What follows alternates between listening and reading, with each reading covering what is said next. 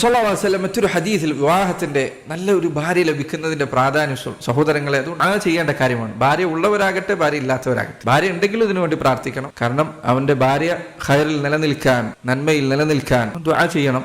എത്ര ആളുകൾ നല്ല അവസ്ഥയിൽ ഉണ്ടായിരുന്നു, പെട്ടെന്ന് ഒരു ദിവസം അവരുടെ ജീവിതം ഒന്നാകെ തകിടം മറിയുന്ന എന്തെല്ലാം കാഴ്ചകൾ നമ്മൾ കാണാറുണ്ട്. ഭാര്യ ഇല്ലാത്തവരും അതിനുവേണ്ടി പ്രാർത്ഥിക്കണം. റബ്ബനാ ഹബ് ലനാ മിൻ അസ്വാജിനാ വദുർരിയാതിനാ ഖുർറത അയുൻ വജഅൽനാ ലിൽമുത്തഖീന ഇമാമ. അല്ലാഹുവേ, ഞങ്ങൾക്ക് ഞങ്ങളുടെ ഭാര്യമാരിൽ, ഞങ്ങളുടെ മക്കളിൽ നീ കൺകുളിർമ നൽകണം. കൺകുളിർമ എന്നതുകൊണ്ട് ഉദ്ദേശിക്കുന്നത് സൽക്കർമ്മങ്ങൾ ചെയ്യുന്ന ഒരു ഭാര്യയാണ്, അല്ലാതെ ഭംഗിയോ ഭൗതികമായ മറ്റെന്തെങ്കിലും കാഴ്ചകളോ അല്ല. അതിനുവേണ്ടി ദുആ ചെയ്യുക. നബി സല്ലല്ലാഹു അലൈഹി വസല്ലം പറഞ്ഞ വളരെ ഗൗരവപ്പെട്ട ഹദീസുകളിൽ ഒന്നാണ്, അത്ഭുതകരമായ ഹദീസുകളിൽ ഒന്നാണ്. അവിടുന്ന് പറഞ്ഞു, മൻ റസഖഹു അല്ലാഹു ഇംറഅത്തുൻ സാലിഹ, ആർക്കെങ്കിലും അല്ലാഹു സാലിഹത്തായ ഒരു ഭാര്യയെ നൽകിയെന്ന് വെക്കുക, ഫഖദ് അആനഹു അല്ലാഹു അലാ ശത്രി ദീനിഹി, അവന്റെ ദീനിന്റെ പകുതി കാര്യം അല്ലാഹു അവന് സഹായിച്ചു തന്നിരിക്കുന്നു. ദീനിന്റെ പകുതിയിൽ അല്ലാഹു അവനെ സഹായിച്ചിട്ടുണ്ട്. ഫലിയത്തഖില്ലാഹ ഫിശ്ശത്രി الثാനി, ഇനി മറുപകുതി അവൻ ശ്രദ്ധിച്ചാൽ മതി. ഒരാൾക്ക് നല്ല ഒരു ഭാര്യയെ കിട്ടിയിട്ടുണ്ട് എങ്കിൽ അവന്റെ ദീനിന്റെ പകുതിയിൽ അല്ലാഹു അവനെ സഹായിച്ചിരിക്കുന്നു, ഇനി ബാക്കി പകുതി അവൻ ശ്രദ്ധിച്ചാൽ മതി. ചില പണ്ഡിതന്മാർ പറഞ്ഞു, നബി സല്ലല്ലാഹു അലൈഹി വസല്ലം സ്വർഗ്ഗം ലഭിക്കാൻ 2 കാര്യങ്ങളാണ് ആവശ്യപ്പെട്ടത്. അവിടുന്ന് പറഞ്ഞു 2 കാര്യം ശ്രദ്ധിച്ചാൽ ഞാൻ സ്വർഗ്ഗം വാഗ്ദാനം നൽകാം. അതിലൊന്ന് അവിടുന്ന് പറഞ്ഞു,